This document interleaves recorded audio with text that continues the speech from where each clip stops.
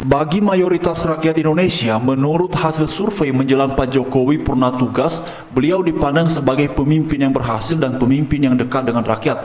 Namun menariknya, bahkan beliau setelah purna tugas masih saja disalahkan oleh orang-orang yang sebelumnya anti Jokowi, bahkan juga termasuk oleh orang-orang yang sebelumnya satu barisan dengan Jokowi, dan sampai hari ini Jokowi masih saja disalahkan. Ada apa sebenarnya? Mari sama-sama kita dengarkan analisa dari Mas Adi Prayitno dalam video berikut ini. Di tengah begitu banyak kesuksesan Jokowi, Ya. tentu banyak lain ya, dan tidak mungkin saya sebutkan satu persatu. Ya. Tapi masih saja Jokowi setelah tak lagi jadi presiden, terus dikritik, terus dibully, terus diserang tanpa henti. Tapi kalau kita mau rajin ya, kita lihat satu persatu, kira-kira apa yang kemudian membuat Jokowi itu terus dibully dan dikritik sampai hari ini. Pertama, ini tentu tidak terlepas konflik politik antara Jokowi dengan PDIP. Jadi setelah Jokowi pecah kongsi dengan PDIP, praktis setelah itu, apa yang dilakukan oleh Jokowi salah di mata PDIP. Soal masa jabatan presiden 3 periode, kemudian isu perpanjangan jabatan presiden atau memperpanjang masa jabatan presiden 2 tahun dan seterusnya, itu kan menjadi amunisi. Bagaimana kemudian Jokowi dinilai juga ambisius untuk melanggengkan kekuasaan kekeluargaan politiknya. Dulu mungkin masih banyak kalangan aktivis, kelompok-kelompok kritis, dan civil society yang masih berada di belakang Jokowi ketika Jokowi secara perlahan menunjukkan gestur perlawanan politik kepada PDIP dan Megawati. Kenapa banyak yang support? Karena hanya Jokowi lah satu-satunya orang yang dinilai mampu mengamputasi dan mematahkan dominasi kekuatan politik PDIP. Dulu orang masih berada di belakang Jokowi ketika Jokowi terus-menerus disebut sebagai petugas partai. Secara perlahan orang berharap, publik berharap Jokowi melawan PDIP dan melawan Megawati. Saat itu, tapi ketika Jokowi dinilai merestui Gibran maju sebagai calon presiden Republik Indonesia 2024 berpasangan dengan Prabowo Subianto, disitulah kemudian kelompok-kelompok aktivis, civil society, pro-demokrasi, dan bahkan kalangan media yang sejak awal bersama dengan Jokowi sejak 2014 itu secara perlahan pindah haluan dan mereka menjadi orang yang paling terdepan memberikan kritik dan juga serangan-serangan tajam kepada Jokowi. Nah, yang kedua, siapa yang terus membuli dan mengkritik Jokowi adalah kelompok-kelompok kritis, aktivis, dan gerakan civil society yang tadi saya sebutkan. Dulu berada di barisan Jokowi, dan bahkan kelompok-kelompok kritis dan aktivis civil society ini sering jadi benteng Jokowi, sering jadi pempernya Jokowi ketika Jokowi itu diperlakukan sebagai petugas partai oleh PDIP. Tapi ketika Jokowi sekali lagi merestui Gibran sebagai wakil presiden, maju pilpres bersama dengan Prabowo Subianto, kelompok-kelompok kritis pro-demokrasi ini secara perlahan menganggap Jokowi itu tidak lagi berpihak kepada demokrasi, tidak lagi senapas dengan kepentingan kelompok kritis dan kelompok pro-demokrasi yang lain. Jadi wajar kalau kemudian per hari ini apa yang dilakukan oleh Jokowi itu salah, bukan hanya di mata PDIP, tapi juga salah di kalangan kelompok-kelompok kritis dan gerakan-gerakan civil society yang lain. Jokowi akan selalu diingat sebagai orang yang dinilai berkontribusi terkait dengan bagaimana carut-marutnya demokrasi di Indonesia. Bagaimana misalnya putusan Mahkamah Konstitusi nomor 90 terkait dengan misalnya soal politik kekeluargaan. Bagaimana misalnya Jokowi juga secara perlahan meninggalkan para kalangan kelompok aktivis dan pro-demokrasi. Dulu kelompok demokratis dan aktivis ini kan paling terdepan bersama dengan Jokowi. Wajar kalau kemudian ketika awal kemunculannya Jokowi itu dianggap Jokowi adalah kita. Karena Jokowi itu bukan darah biru, bukan ningrat politik, hanya berasal dari warga negara biasa, kekuatannya adalah bersama rakyat, civil society, pro-demokrasi, dan tentu saja itu di luar kekuasaan elit partai.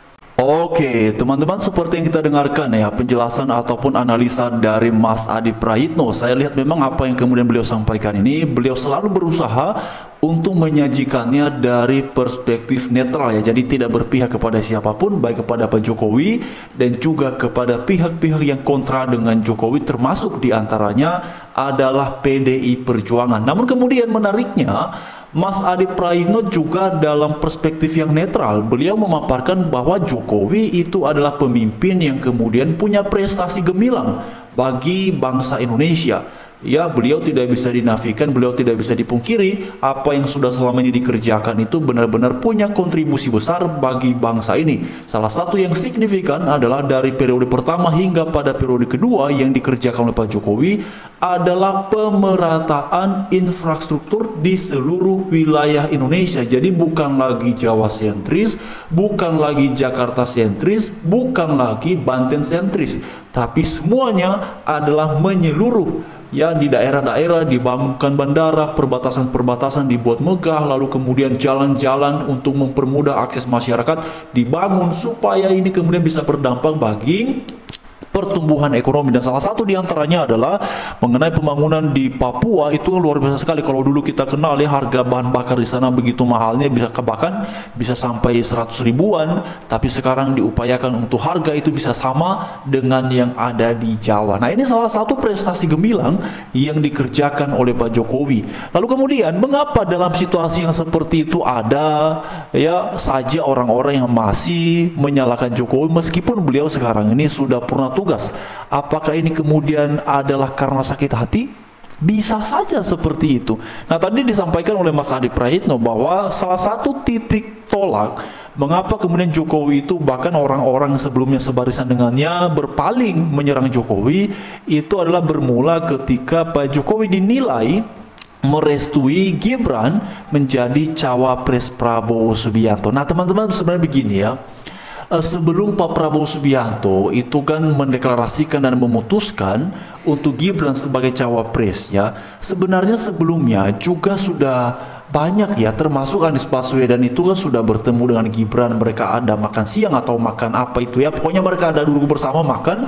Lalu kemudian juga dalam beberapa pernyataan Puan Maharani yang juga merupakan elit PDI Perjuangan ya, bahkan bisa dikatakan ya orang kedua ya selain dari Bu Mega di PDI Perjuangan itu mengatakan bahwa segala kemungkinan bisa saja nantinya Gibran ya menjadi cawapres Ganjar, segala kemungkinan masih terbuka. Jadi pada waktu itu sebenarnya Gibran ini masih saja ya dibicarakan perihal potensi, perihal peluangnya untuk menjadi cawapres salah satu capres. Yang ada pada saat itu kan ada Ganjar, ada Prabowo, ada Anies Baswedan. Nah, tetapi kemudian ketika masing-masing kandidat itu sudah memilih cawapresnya dan Gibran tidak masuk di dalamnya, lalu kemudian Prabowo dengan kejutan yang luar biasa memilih Gibran sebagai cawapresnya karena pada saat itu sudah keluar aturannya bahwa usia minimal itu tidak lagi di 40 tapi sudah bisa di bawah ya, waktu itu angkanya 35 atau 36 ya. Jadi kemudian bisa menjadi cawapres. Nah, sebenarnya begini teman-teman semua. Kalau misalnya dituding bahwa ini adalah bentuk upaya Jokowi untuk mengobok-obok demokrasi ataupun kemudian melemahkan lembaga-lembaga hukum, agak sulit ya. Kenapa begitu saya katakan agak sulit? Karena begini ya, kalaupun misalnya pada waktu itu karena aturan yang baru, putusan dari MK yang baru itu memungkinkan Gibran menjadi cawapres, kan tidak semata-mata Gibran kemudian bisa memenangkan Pilpres bersama dengan Prabowo pada waktu yang lalu itu. Kan tidak bisa seperti itu. Pada akhirnya kan kembali pada keputusan rakyat. Meskipun misalnya anggaplah kita ikuti alur berpikir dari anti Jokowi ya, bahwa Jokowi yang kemudian melemahkan lembaga hukum sehingga Gibran bisa menjadi cawapres. Pertama, Prabowo sudah tegaskan bahwa yang memilih Gibran sebagai cawapres adalah beliau sendiri. Lalu yang kedua, meskipun misalnya Prabowo sendiri memilih Gibran menjadi cawapresnya, ini kan tidak semata-mata bisa memenangkan Prabowo Gibran sebagai capres-cawapres. Kenapa? Karena ada keputusan dari rakyat melalui pemilihan langsung, melalui Pilpres. Jadi kalau misalnya rakyat mayoritasnya tidak setuju, ya sederhana saja, tidak usah pilih Prabowo Gibran, anggap saja mereka melanggar konstitusi, melanggar hukum, tidak usah pilih. Tetapi justru sebaliknya apa yang terjadi? Prabowo Gibran menang secara telak di berbagai daerah dalam Pilpres kemarin itu. Jadi sebenarnya mengenai Jokowi dituding tidak pro demokrasi dan segala macamnya, melemahkan lembaga hukum, ini sebenarnya hanya digaungkan oleh mereka-mereka yang segelintir saja sebenarnya ya. Kita lihat kemarin itu kan berapa ya angkanya Prabowo Gibran itu adalah 58, sekian persen ya. Berarti 61, sekian persen lainnya lah, 41, sekian persen lainnya lah yang kemudian kontra dengan Jokowi. Tapi mayoritasnya enggak kalau seperti itu ya. Nah, apakah kemudian ini juga ada kaitannya dengan kepentingan? Tentu saja ya, karena sikap Jokowi yang dinilai merestui Gibran menjadi cawapres Prabowo ini kan juga kita lihat ya, orang-orang yang selama ini mengkritisi Jokowi itu juga ya sebagiannya adalah orang-orang yang memang anti Prabowo juga. Jadi ini sebenarnya persoalan kepentingan teman-teman. Jadi kalau saya secara pribadi, orang-orang yang selama ini mengkritik Jokowi dan menganggap Jokowi melemahkan hukum, merusak inti demokrasi, saya tidak mempercayai itu. Kenapa? Karena ini sebenarnya persoalan kepentingan teman-teman ya. Orang-orang yang sekarang ini mengkritisi Jokowi ya, yang sebelumnya sebarisan dengannya, ini kan kepentingan mereka tentu saja ya, tentu saja apa namanya terdegradasi juga ya. Orang-orang yang selama ini menyenangkan apa namanya menikmati kekuasaan selama 2 periode Jokowi, tiba-tiba Jokowi punya haluan politik yang baru. Ya tentu saja, apalagi mereka-mereka yang anti dengan Prabowo, ini kan berdampak terhadap ya kenyamanan mereka juga. Jadi tidak mengherankan kalau kemudian mereka juga secara terang-terangan berada di barisan terdepan, ya terus-terusan menyerang Jokowi. Kalau saya melihatnya seperti itu.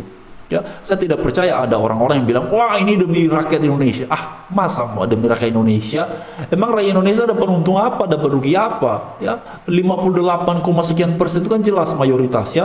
Lalu kemudian ada yang bilang bahwa ini demi rakyat Indonesia, segala macamnya.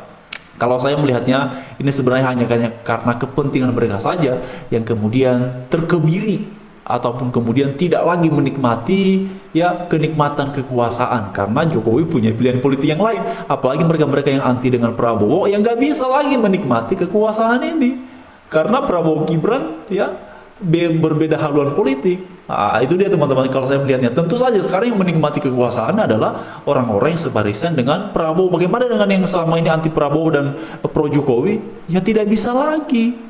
Nah, kalau saya melihatnya begitu teman-teman ya, memang ada dari mereka yang kemudian benar-benar peduli, tapi saya tidak percaya kalau motivasinya murni katanya adalah untuk kepentingan masyarakat. Tentunya paling banyak adalah untuk kepentingan mereka sendiri, untuk ya apa yang selama ini mungkin mereka dapati, ya apa yang selama ini mereka nikmati sudah tidak bisa lagi di eranya Prabowo Gibran. Kenapa? Ya karena situasi politiknya sudah berbeda. Kalau saya melihatnya begitu teman-teman, ini opini saya pribadi, saya tidak bisa dipaksa untuk tidak bisa begitu.